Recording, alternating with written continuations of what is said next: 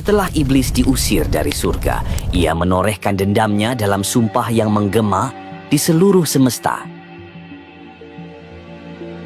Namun, di dalam surga yang dipenuhi kemegahan, semua itu belum terjadi. Nabi Adam alaihi salam, manusia pertama, hidup dalam kesempurnaan. Ia adalah penguasa taman abadi, menikmati buah-buahan yang tak terhingga dan keindahan yang tak terbayangkan. Namun, di hatinya ada sunyi yang menggerogoti.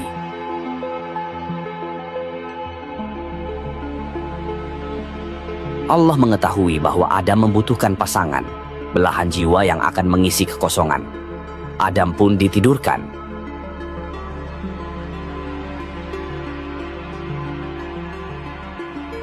Dari salah satu tulang rusuknya yang bengkok, Allah menciptakan seorang perempuan yang anggun. Dialah Hawa, ibu seluruh manusia. Ketika Adam terbangun, ia melihat sosok di sisinya.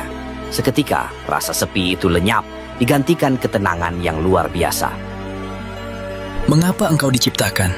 Agar engkau dapat menemukan ketenangan bersamaku. Keduanya hidup berdampingan, saling melengkapi, dalam taman surga yang luas tak bertepi. Di dalam surga, Adam dan Hawa tidak pernah merasakan lapar, haus, atau lelah. Mereka memperoleh kenikmatan tanpa perlu bersusah payah. Namun, di luar surga, iblis mengawasi. Dendamnya belum padam. Ia mengingat sumpahnya di hadapan Allah. Fabi'izzatika la'ughwiyannahum ajma'in. Demi kemuliaanmu, aku pasti akan menyesatkan mereka semuanya. Illa ibadaka minhumul mukhlasin, kecuali hamba-hambamu yang ikhlas di antara mereka. Iblis tahu, jika ingin memulai balas dendamnya, ia harus menjatuhkan Adam dari kedudukannya yang tinggi. I will have my vengeance. Di tengah kehidupan surga yang penuh kenikmatan, Allah memberi satu perintah yang menjadi ujian bagi Adam dan Hawa. Sebuah batasan sederhana di tengah kebebasan yang tak terbatas. Firman Allah menggema, "Wa ya Adam uskun anta wa zawjukal jannata fakula min haitsu syi'tuma wa la taqraba hadhihi syajarah fatakuna minadh dhalimin." Wahai Adam, tinggallah engkau dan istrimu di surga ini. Lalu, makanlah apa saja yang kamu berdua sukai, dan janganlah kamu berdua mendekati pohon yang satu ini, sehingga kamu berdua termasuk orang-orang yang zalim. Quran Surat Al-A'raf ayat 19.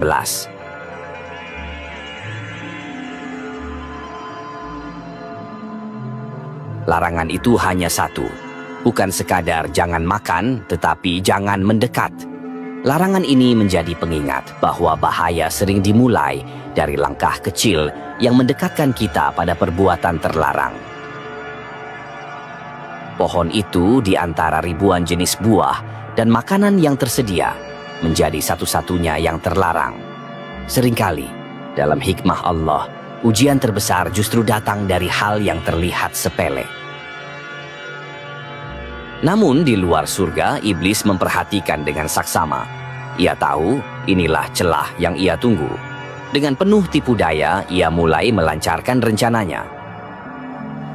Allah berfirman, "Fawaswasa lahuma syaitanu liyubdiya lahuma ma wuriya anhuma min sawatihima." Maka setan membisikkan pikiran jahat kepada keduanya yang berakibat tampak pada keduanya sesuatu yang tertutup dari aurat keduanya. Quran Surat Al-A'raf ayat 20.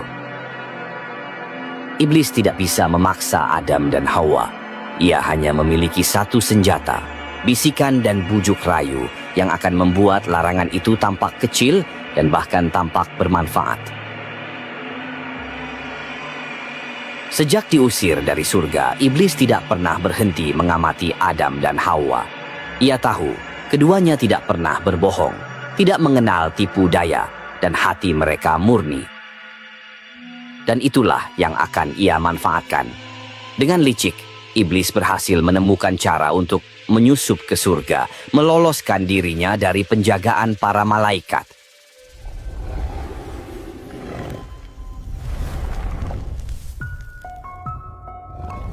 Begitu berada di dekat mereka, ia memulai bisikan. Ia tidak pernah memaksa, ia hanya merayu. Dengan suara yang lembut, ia menanamkan keraguan. Tuhan kalian melarang kalian berdua dari pohon itu, bukan untuk kebaikanmu, melainkan agar kalian tidak menjadi malaikat atau tidak hidup abadi. Iblis mengubah larangan Allah menjadi seolah-olah sebuah pembatasan yang merugikan mereka. Ia menjanjikan kekuasaan yang takkan pernah lenyap dan kehidupan yang kekal. Tidak cukup di situ, ia bahkan bersumpah atas nama Allah untuk meyakinkan mereka. Wa qasamahuma inni lakuma laminan nasihin. Dan dia syaitan bersumpah kepada keduanya, sesungguhnya aku ini bagi kamu berdua benar-benar termasuk para pemberi nasihat. Quran Surat Al-A'raf ayat 21. Adam dan Hawa yang tidak pernah mengenal kebohongan, tidak pernah menyangka ada makhluk yang berani bersumpah palsu atas nama Allah. Mereka percaya. Bisikan ini tidak datang sekali. Iblis mengulanginya, menunggu waktu yang tepat ketika iman mulai melemah. Di hadapan mereka, iblis kembali dengan bisikan terakhirnya. Makanlah, dan kalian akan menjadi seperti malaikat. Kalian akan kekal di sini. Tidak ada lagi keraguan, hanya ada bisikan yang telah mengakar dan janji palsu yang menggiurkan. Adam memandang buah itu, Hawa pun memandangnya, hingga tangan itu terulur. Allah berfirman, "Fadallahuma bighururin, falamma dhaqa asy-syajarata badat lahuma sawatuhuma wa tafiqa yakhsifani 'alaihima min waraqil jannah." Maka syaitan membujuk keduanya dengan tipu daya. Maka ketika keduanya telah mencicipi buah pohon itu, tampaklah pada keduanya auratnya, dan mulailah keduanya menutupinya dengan daun-daun di surga. Quran Surat Al-A'raf ayat 22. Begitu buah itu menyentuh bibir, seluruh cahaya pelindung di tubuh mereka seakan menghilang. Pakaian kemuliaan yang menutupi tubuh mereka lenyap. Panik, Adam dan Hawa berlari, mencari daun-daun surga untuk menutupi rasa malu yang tak tertahankan. Tiba-tiba, suara panggilan yang penuh wibawa menggema di seluruh surga. وَنَدَاهُمَا رَبُّهُمَا أَلَمْ أَنْهَكُمَا عَنْ تِلْكُمَا الشَّجَرَةِ وَأَقُلْ لَكُمَا إِنَّ الشَّيْطَانَ لَكُمَا عَدُوٌّ مُبِينٌ.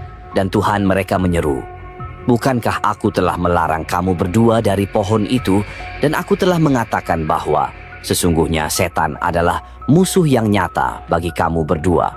Quran Surat Al-A'raf ayat 22. Tidak ada lagi yang bisa disembunyikan. Kesalahan itu nyata, dan konsekuensinya tidak dapat dihindari.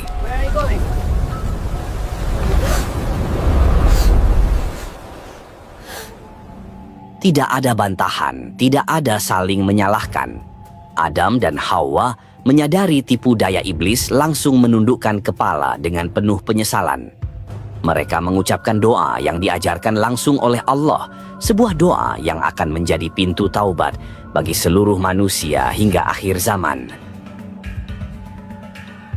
Rabbana zalamna anfusana, wa in lam taghfir lana wa tarhamna, lanakunanna minal khasirin. Ya Tuhan kami telah menzalimi diri kami sendiri. Jika Engkau tidak mengampuni kami dan tidak merahmati kami, niscaya kami termasuk orang-orang yang rugi. Allah dengan segala kasih sayangnya menerima taubat mereka. Namun, ampunannya tidak menghapus konsekuensi dari kesalahan. Surga yang dulu menjadi rumah mereka, kini harus mereka tinggalkan.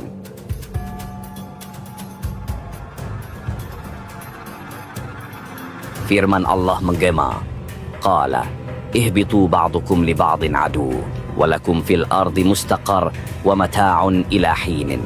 Allah berfirman, "Turunlah kamu. Sebagian kamu menjadi musuh bagi yang lain, serta bagi kamu ada tempat tinggal dan kesenangan di bumi sampai waktu yang telah ditentukan." Quran Surat Al-A'raf ayat 24.